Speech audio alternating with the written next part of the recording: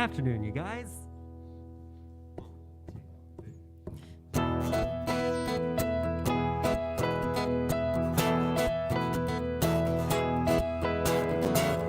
There is no holding back the power in this room right now, rising up as a force of love so high it can't come down.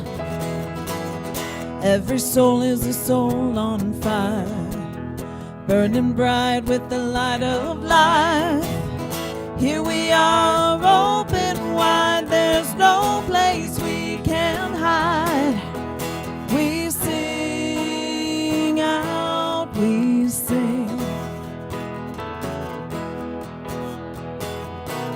Sing out, we sing.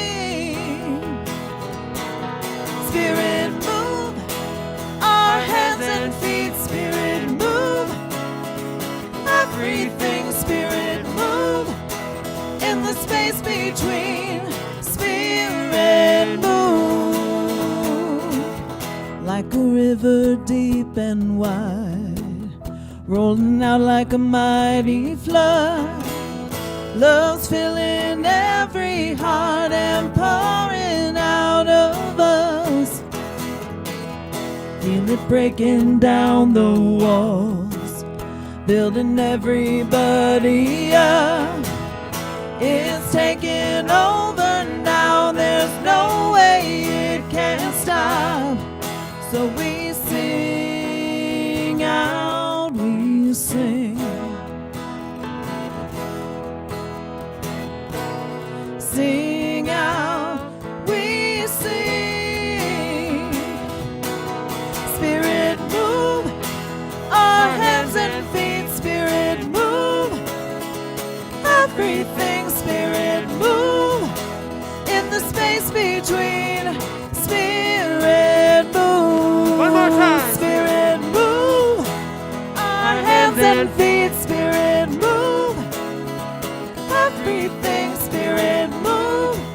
In the space between, Spirit move.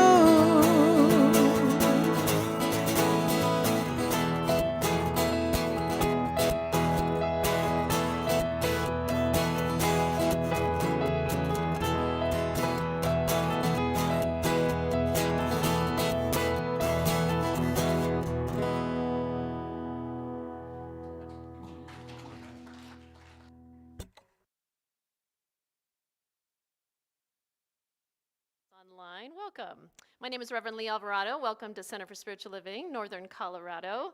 We are an inclusive community. We honor all faiths, all paths to God. Wherever you are on your journey, you are welcome here. And we follow the teachings of Ernest Holmes. And Ernest Holmes found the golden thread that is woven through all major religions. And Ernest Holmes believed that we can change our life simply by changing our thoughts. And each week I bring in some practical tools that you can actually use and apply in your life. So stay tuned for some good stuff tonight. Tonight we're talking about breaking down the walls. Our slides are rotating without our control. So you know, there's technology for you. We thought we had it, and it's there. We can't stop them. So I'm going to back up for a second here. We're going to say our vision and our mission together. So let's say our vision together before it's changed is: we are a powerful spiritual community, lovingly committed to a world of acceptance, compassion, passion, joy. Okay, our mission: to gather together, to express love, practice radical acceptance and inclusion, and connect with one another and with Spirit. Beautiful. So I'm going to bring Marie up. We're going to do some announcements. We're changing the order a bit, and so we're going to do some announcements, and then we'll move into some sacred time. Thanks, Marie.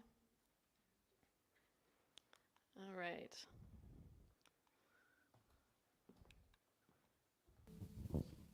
I got confused. My slide didn't come up to say, Marie, go up front.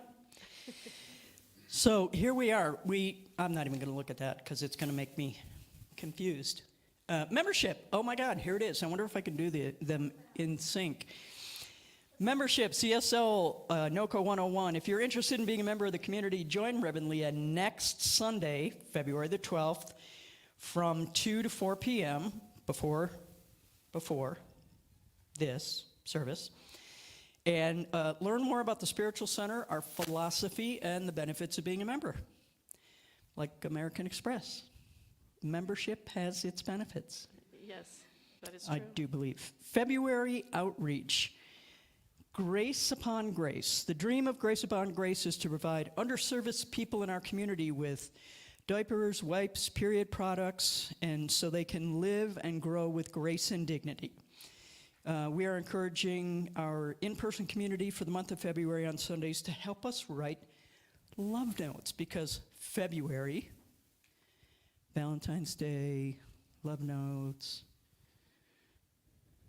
This is a tough room. You're gonna have a time today. I can tell right now. Yeah, everyone's just looking at me. So the February, we're gonna write love notes and get this stuff off to these people at Grace Upon Grace so that they can have a better life. Gosh darn it. And Love notes will be in the back in the social hall after service, so you can write your little love notes. I heard a thing You happen knew I over- was sending yeah. you some energy there, yeah. Yeah, there's a table with notes back there. You can write Yep. notes and send them a wonderful, loving thought, that good stuff. Join us as we celebrate our amazing volunteers. Sunday, February 19th, that's 2 weeks from today. We'll be doing that during service, so that's going to be a surprise. We'll have to see how that goes. Mm-hmm. There could be dancers. There could be, There I might, don't know, something Yeah. strange. Food for thought, steak dinner. Registration is closed. I only read these announcements. I don't write them. So if you wanted to go to the steak dinner, you are out of luck because registration is closed. it filled up really fast, so but- Marie is hosting this one. But so I am Yeah. hosting this. But if you would like to host one at your house and see how popular you are, or not. Yeah, see us in the back there, because everyone who wants to do this is an amazing way for the church to raise money. All the proceeds go to the church, so that's lovely. King Super, sign up for Shop to Give. Sign up for Shop to Give program with King Supers. Every time you buy your groceries, CSL NOCO receives money. So Brooke will be in the back at the end of service. Ooh, a QR code. You could scan this QR code and sign up, or Brooke will be in the back to walk you through signing up for this. And going forward, all of this money is going to go to support the youth and teens. So go to King Supers and shop. The youth and teens get money. The Utes get your money. Global New Thought Men's Gathering. This is a very exciting thing for the men in our community. This is a very special event. Walking the Sacred Path of the Awakened Man, Friday, March the 17th at 5 p.m. through Sunday, March the 19th at 2 p.m. at Camp Cedar Ridge in Verona, Oregon. You can register at the website, which is New Thought Men's.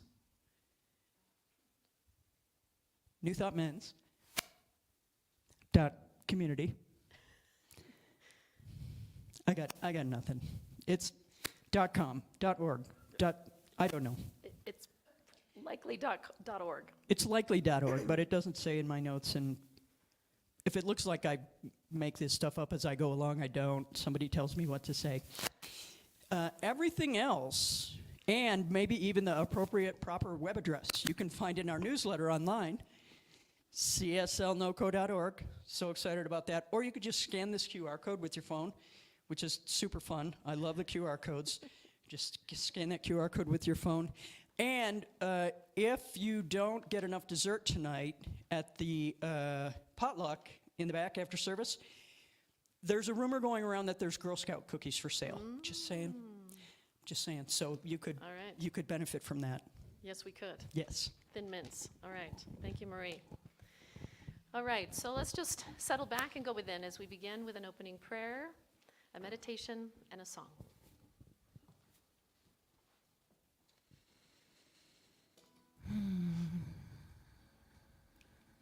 So I just breathe in and settle in to this very moment,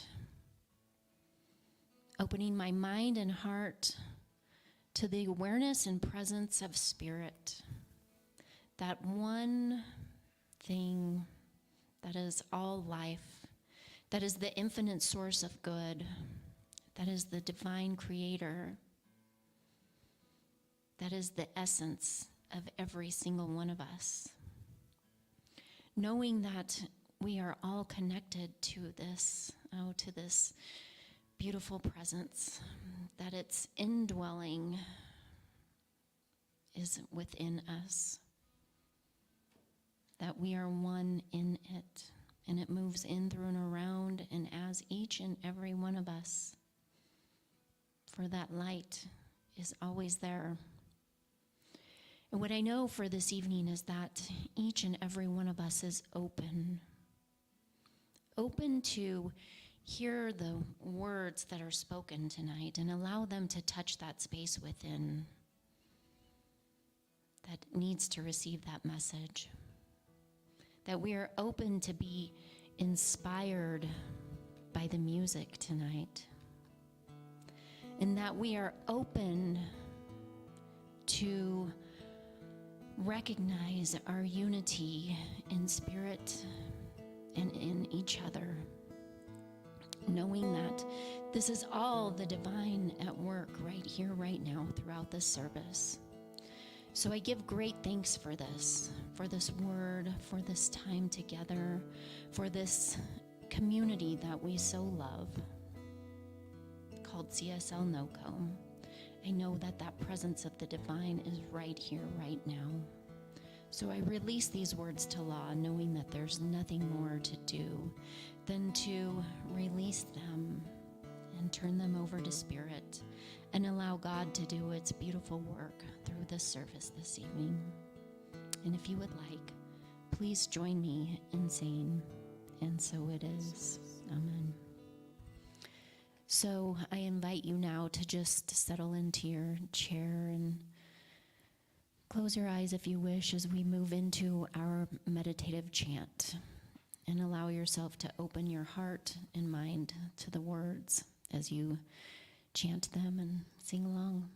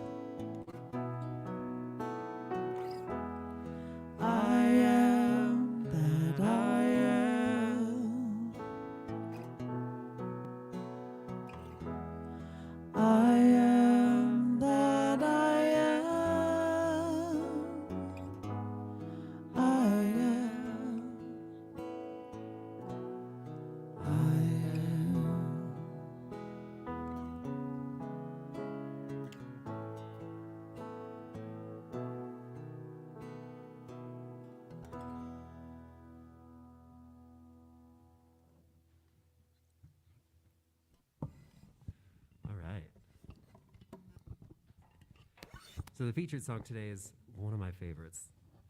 It's by Ezra Furman. She's written it about her experience of being trans, but you know, I think it has a message that at least most of us can relate to. It's called Book of Our Names.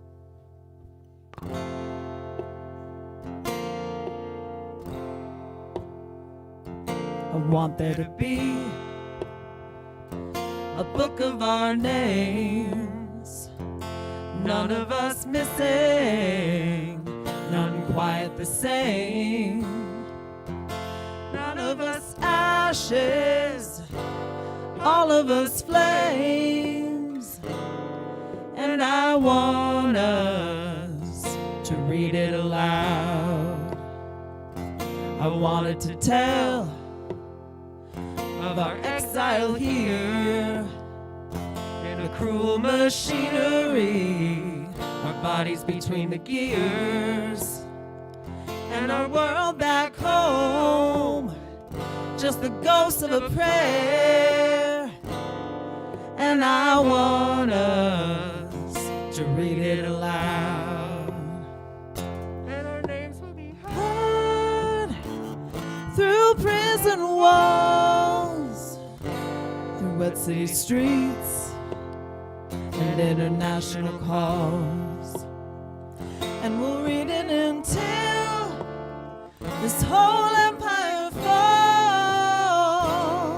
and then we will continue to read it, and the names will be the real ones that are ours, not the ones given us by the enemy powers,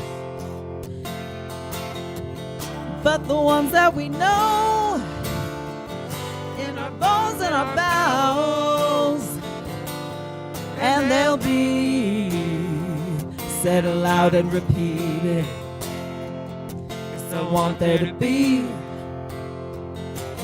book of our names, none of us missing, none exactly the same, none of us ashes, all of us flames. And I want us to read it aloud. Let's do that one more time. And I want us to read it aloud. And I want us to read it aloud.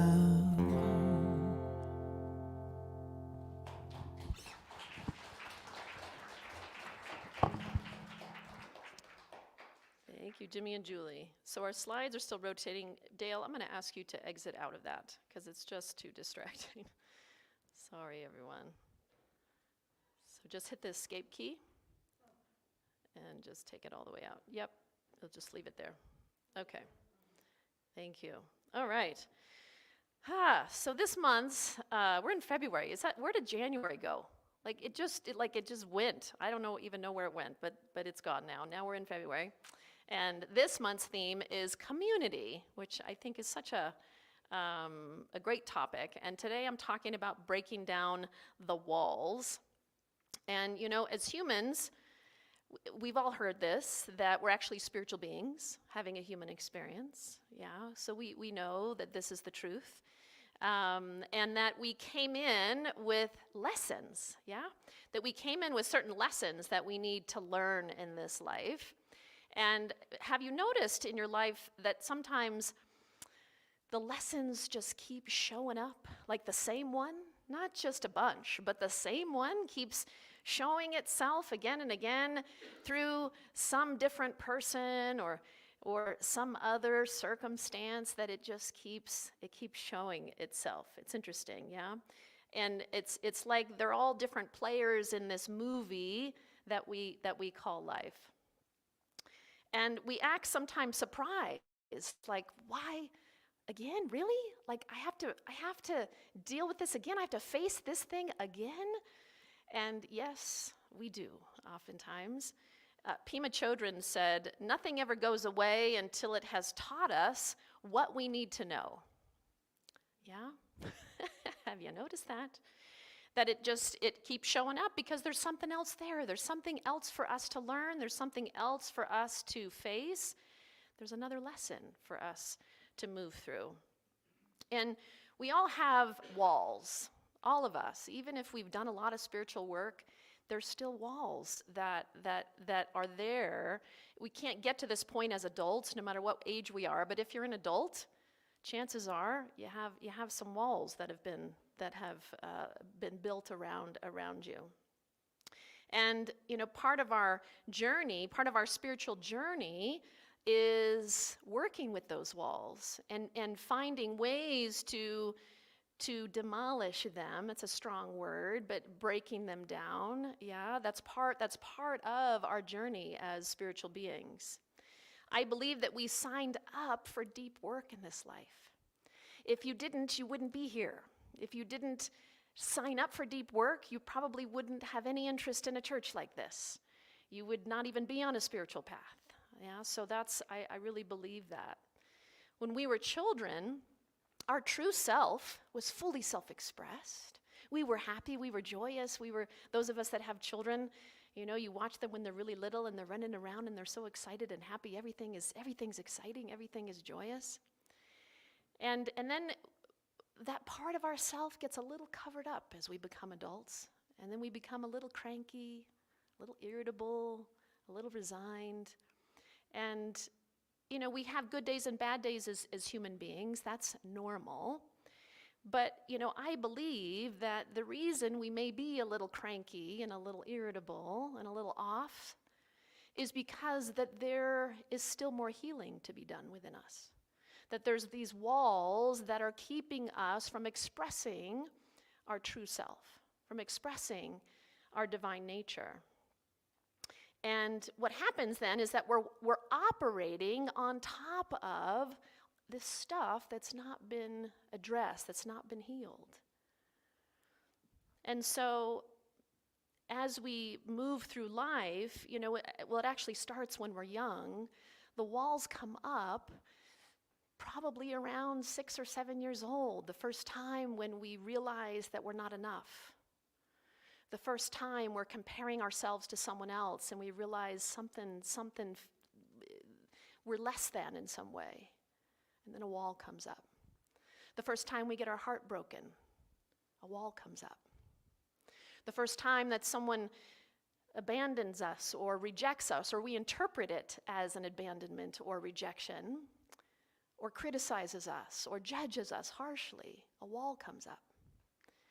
And so we go through life and these walls start building and building, and then we become an adult, and then we get in partnership with someone, or we have a boss that, like I talked about last week, maybe isn't as supportive as we'd like them to be. Another wall comes up. So then we're walking through life and we can't fully access that deeper part of ourselves. We know it's there, we hear it on Sundays, we read about it in spiritual books, and we can access it here and there, but to feel it fully, if you pay attention, oftentimes it feels like there's something that we can't quite access, something that's not quite accessible. And so, it's our nature to connect with others. It's our nature to be in community with others. And for those of us that have built up a lot of walls, and there's this great thickness here of all the walls, we then keep ourselves at a distance from other human beings. Because human beings can be scary sometimes. Human beings, that's where we have most of our wounds have come from other human beings. When I was a little kid, I used to fantasize about living in a cave, up in the mountains, around nobody, maybe my dog at the time, and that was it, because some of us feel safer around animals than we do humans. So just me and my dog, I thought that would be great. I just live in a cave in the darkness. I don't know why I thought that would be cool, but somehow I thought that would be great. And I think it's because I had been pretty wounded by human beings in my life. And so I knew that if I was in some cave up in a mountain away from everybody, then nobody could hurt me. And so that's what I thought. I thought that that's really was a good thing. But we can't just distance ourselves from others and then expect to still grow and evolve on our spiritual journey. Because we're going to evolve actually the most through others, with others. As triggering as they may be, as hard as they may be sometimes, That's where we're going to grow the most, is in spiritual partnership, is in communication and connection with others, with other human beings. Life is trying to wake us up all the time, sometimes dramatically. Sometimes life is shaking us. Wake up, pay attention here. And we miss what life is trying to show us. We're not always paying attention to what life is showing us. And then we'll get triggered by something, and we'll notice the trigger, and then we resist. We push it away. I don't want to look at this right now. God, I've looked at this 50 times in 50 different ways. I've been in therapy. I've done the forgiveness work. I've worked with a healer. I've worked with a shaman. I've done all the things. I don't want to keep looking at this thing. I want it to just go away. I want it to just go away. But if it keeps showing itself to us, it means that there's a big lesson there. Yeah, if it keeps showing itself to us, there's a big lesson for us. There's something to pay attention to. Life is tapping us on the shoulder saying, pay attention. Look at this. And so when this happens, when these triggers come up in us, a great question to ask is, what are you trying to show me right now? What are you, trigger, person, thing that keeps showing up, what are you trying to show me? So we ask. We take it into our meditative time. We take it into our prayer time. We take it into our journaling time, and we ask, what are you trying to show me? What are you trying to teach me? And so the more that we do that, the walls begin to come down. But the more we resist, the walls remain. The walls remain, and then, I believe that we can't fully love or trust or express our true passions and our gifts if we've got these walls up. When I was a career counselor, I would ask people, they would come in to see me, they had challenges in their previous employer and they were just done and feeling kind of beaten down by their previous experience, and they would say to me, I want to find a job that I love. Help me find a job that I love. And I would say to them, I can absolutely help you do that. But the first thing we need to do is we need to heal the wounding from what you just came out of. Because unless we do the healing work first, we can't fully access what's in our heart. We can't fully even feel into what our true passions are, what our divine self really is. We can't feel it in the same way unless we've done that healing work. And so putting ourselves out there and connecting is vulnerable, isn't it? And we have put these walls up. We have in many different ways. So I invite you to think right now, what are the walls that you have put up? Some of these walls have been there for decades. Some of them you may not even be aware of. But any particular area in your life where you find yourself wanting to isolate away from people, that's a sign that there's some walls there and some fear, that is keeping us from wanting to engage with others. And we all have them. One of my biggest triggers in my life has been around rejection and feeling loved. And that goes back to when I was 5 years old. And there's a woman in my life who triggers me a lot. And this particular person, I feel rejected by her, naturally, right? I feel like she doesn't see my true self. She doesn't see my full self. So whenever I even hear her name, I can feel emotion coming up. And we have a mutual friend, and this friend spends time with her, and she was spending time with her recently, and she was talking about their time together just this last week. And as she was talking about her, and every time she'd say her name, I could feel the emotion coming up in me. And so I went home and I was reflecting on that, and I thought to myself, you know what? I'm just going to ask my friend, please don't ever bring up this person ever again. Please don't ever say her name. And quickly I realized, okay, that's not very mature, Leah. That's not very ministerial-like. So then I thought, okay, I need to do something different. I need to do something different here. And so what I did was I was, so let me back up a second. So I was watching this video this week of this guy. His name is Paul Selig. And he's a medium and an author. And I was fascinated about what he was saying because he was talking about he said this about forgiveness. Because I think forgiveness is one of the biggest challenges we have in this life as spiritual beings. I think it's the thing we need to do the most, and I think it's the thing we resist more than anything else. And so what I realized as I was thinking about this person that I was triggered by, I realized that I needed to do some forgiveness work.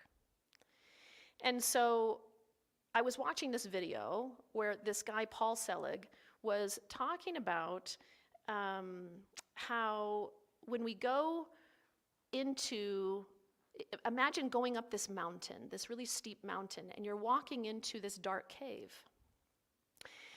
And the cave has the person in it that you hope to never see or interact with ever again in your life. Everybody got somebody? And so our job is to walk them out of the cave, to walk them into the light. And when he said that, I thought, wow, that's really profound. That's really profound. And so here's what I did. So I asked, thinking about this person that triggers me, I tuned into it and I asked, okay, what is this trying to show me? What is this trying to teach me? And what it's trying to show me is that it comes back to self-love. It comes back to loving myself. And I'm the one that needs to do that, not this other person, not this person that's triggering me. I need to do that. And so I imagine myself walking up this mountain and going into the cave. And as I walk into this dark cave, there's a little bit of light, and I could see this person that has triggered me. I can see her sitting there in the center of the cave, a little bit of light on her face. So I walk in and I sit across from her.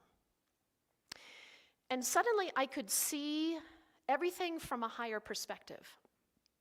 I could see that I wasn't a victim in this, and that I was seeing it as from that victim place for a long time. And suddenly I was able to see that she was actually a teacher to me. And she was here as a soul to teach me how to love myself. And to recognize that it was just another opportunity to heal the rejection, to heal those wounds from childhood. And so as I realized that, I'm sitting across from her, and I said thank you to her. I said thank you. Thank you for what you as a soul have brought to my life, giving me this opportunity to heal and this opportunity to forgive. And I could feel forgiveness in that moment. I could actually feel it. And so then it was time for me to walk her out into the light. And so we locked arm in arm, and I walked her out. And as I did that, and this whole process took about 10 minutes, and as I did that, I could feel the release. I could feel the freedom. I could feel this lightness in my body. And so I share that because perhaps this is a tool that you could use in your life. A powerful way to actually move through forgiveness. Now, there's some that the idea of actually even just sitting across from them is confronting. So pick someone that maybe is a little easier, right? So, Nelson Mandela said, when a deep injury is done to us, we never heal until we forgive. Forgiveness is really key, and we resist it. We resist forgiveness because we think that it's saying, I am condoning this person's behavior. I'm saying that this person's behavior is okay, and that is not at all what forgiveness is about. Forgiveness is about freeing ourselves. It's about freeing our heart so that we can walk through the world with more joy and actually feel free. Holding anger, I heard this one, some of you may have heard it too, holding anger is like drinking poison and expecting the other person to die. That's what anger does to us. It doesn't hurt them. We think it hurts them by hanging on to it, but actually we're just hurting ourselves. And so forgiveness is this powerful spiritual practice. And so start with one thing. Pick one person. There may be many events and things in your life that you want to work with, or perhaps don't want to work with. But pick one and walk them up into that cave and see it from this 30,000-foot view. See if you can see it from that place. Because if we can look at a situation, there's one angle. This is the victim place. But if we start to walk around that issue or that person, we can now see it from a different angle over here. And we can start to see that, you know what, perhaps this person actually is a teacher to me in this life. Because I don't believe anything happens randomly. That people come in our life to assist us as souls, to assist us in our spiritual evolution, to help us in raising our consciousness. So if that is really true, then when someone comes into our life and we believe really hurts us, is that really what's going on there? And I don't mean to dismiss pain, but if we're willing to look at it from a different perspective and a different angle, we can now see that this person is actually in our life to help us to evolve as spiritual beings, to help us expand who we are, to help us get back to that true self, our divine self. And when we do that, the walls begin to crumble. The walls begin to come down. And isn't that really what the spiritual journey is all about? The spiritual journey is about doing our work. And sometimes it's not easy, sometimes it's really painful. I used to think years ago that the spiritual journey was this exciting, fun thing. And it can be. But it also asks something of us. It asks us to do our work. It asks us to stand in the fire and say, okay, what do you want me to know here? What are you trying to show me? What do I need to know?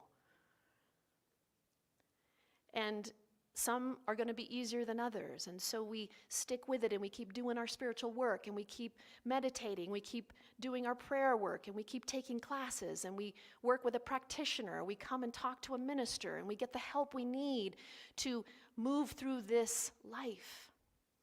And we do it within spiritual community.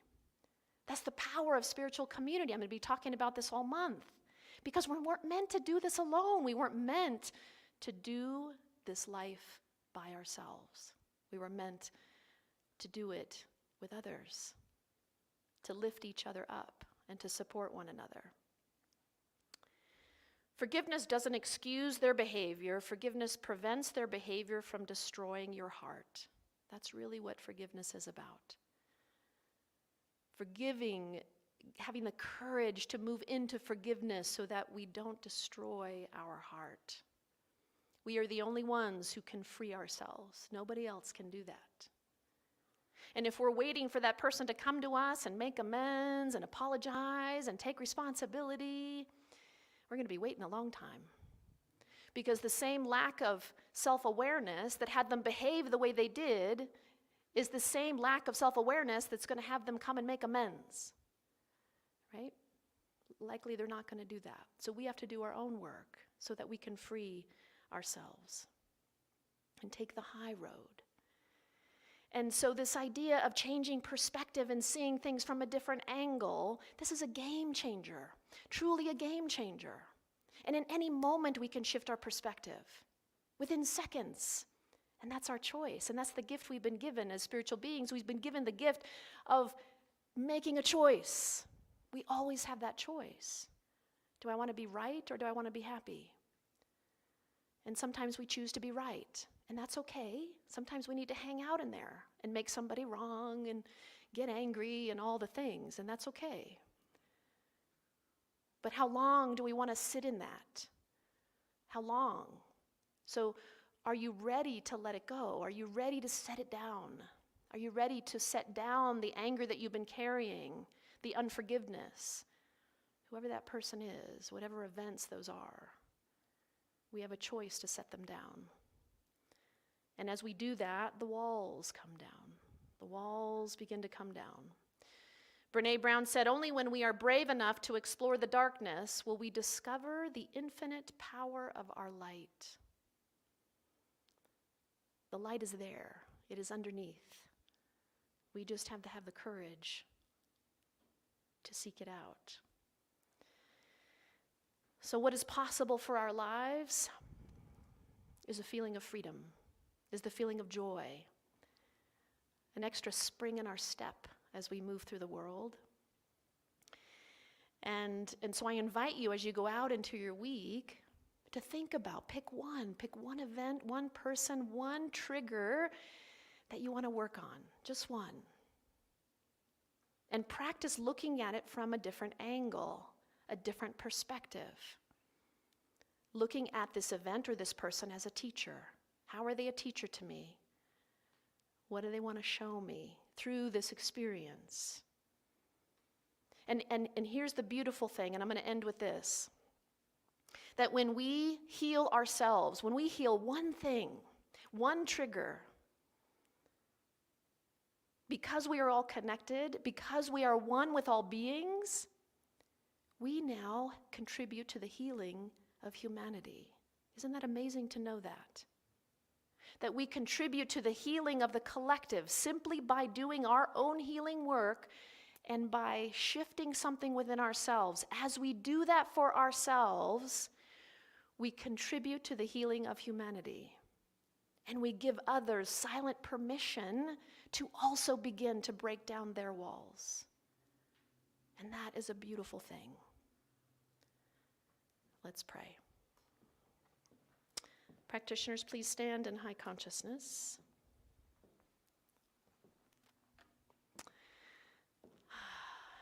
And so, in this beautiful space, we recognize and know that there is one life, one spirit, one God, one power, the source of all things, the back of all things. And we know that that presence and that power lives within each one of us, that we are one with that presence. And so I know that as we go out into our lives, that we are remembering this truth, that we are having the courage to forgive, to take one more step towards the energy and the spiritual practice of forgiveness. And as we do that, the walls begin to come down. We are no longer afraid of connecting, of reaching out, of engaging with others, because we are committing to our spiritual work. And so I give thanks for this reminder that we always have a choice, that we are able to go out into the world, and as we experience triggers, as we experience challenges in our life, we're able to stop in that moment and say, show me what I need to know here. How is this a teacher to me in my life? And the moment we do that, we shift from being a victim to being a receiver of life, to the divine good of life. And our consciousness shifts. And how we interact with others shift, and how we move through the world shifts. And then we become a healing presence for all. And so I give thanks for all of this. I give thanks for the unfolding for each one of us.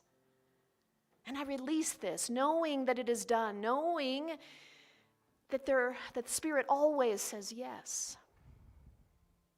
And so we let this go, we allow it to be, we trust the unfolding of our lives, and together we say, and so it is. I am the place where God lives, moves and breathes and has its being. I am the place where God shows up. I am the place where God lives, moves and breathes and has its being. I am the place where God shows up.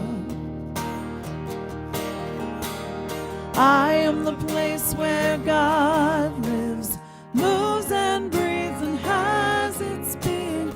I am the place where God shows up. I am the place where God lives, moves and breathes and has its being. I am the place where God shows up.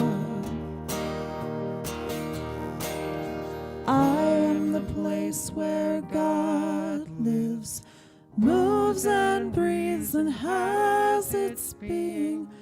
I am the place where God shows up. And so I ask our ushers to come forward. It's time in our service for our offering.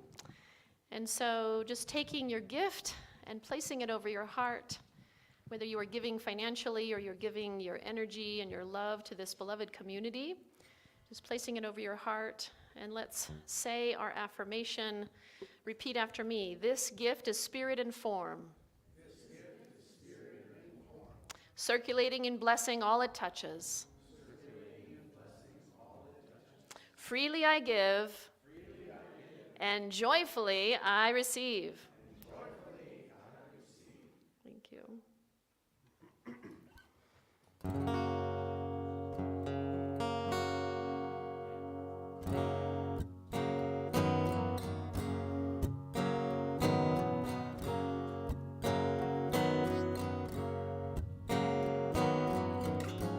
Bows and flows of angel hair and ice cream castles in the air, feather canyons everywhere.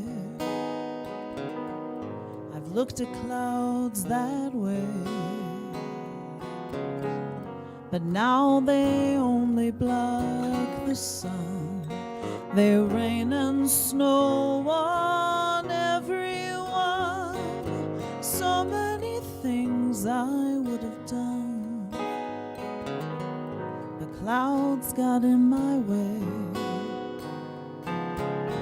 I've looked at clouds from both sides now, from up and down, and still somehow it's clouds illusions. I recall I really don't know clouds at all.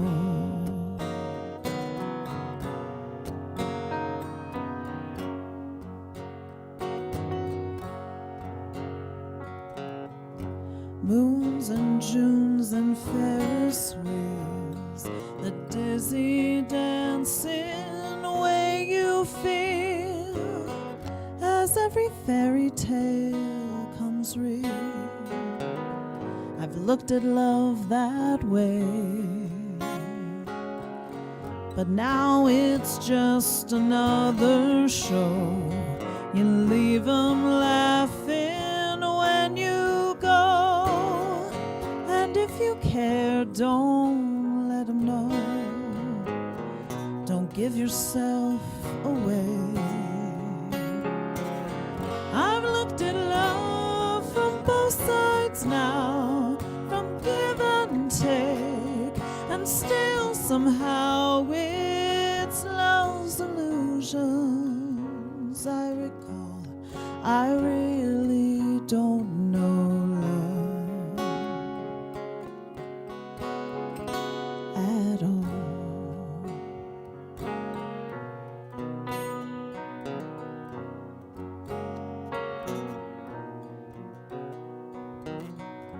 Tears and fears and feeling proud to say I love you right out loud.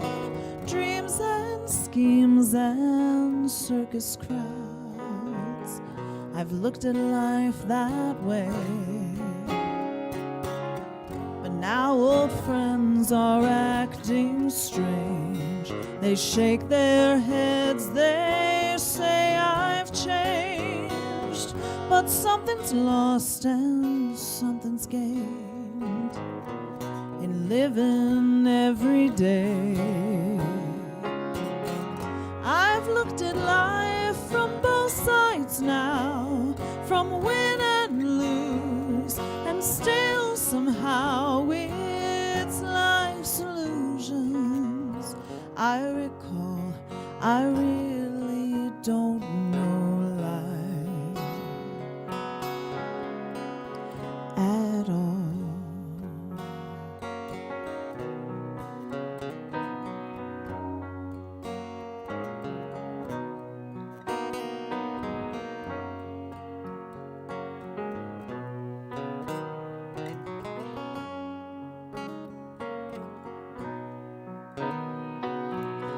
I've looked at life from both sides now, from up and down, and still somehow it's life's illusions.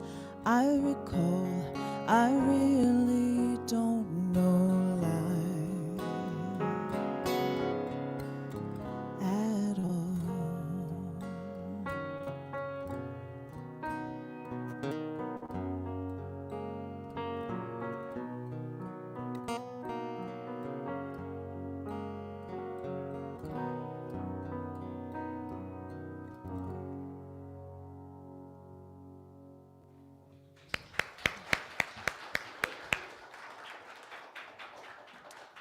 Love Joni Mitchell. All right. Thank you, Matt. All right, so we just give thanks for the abundance that is flowing into this beloved community, knowing that it is supporting us as we move forward in a powerful and beautiful and amazing ways. And so it is. Thanks. Okay, is there anybody here for the first time? Anybody here for the first time? Maybe we have some folks online, so welcome if you're here for the first time. We welcome you, we honor you, we see you. Welcome to our spiritual family. After service, for those here in person, I believe we have one practitioner here. Yeah, so Christine will be up here on the stage. So if you need prayer, if there's something heavy on your heart and you would like some prayer, she will be joining you here upstage, on the stage here. So feel free to take advantage of that. 2-minute miracle. All right, so please stand for our benediction and our closing song. All right, so repeat after me. May we be at peace. May our heart remain open. May we awaken to the light of our own true nature. May we be healed. And may we be a source of healing for all beings. Love is who I am. Love is who we are. And love is all there is. And so it is.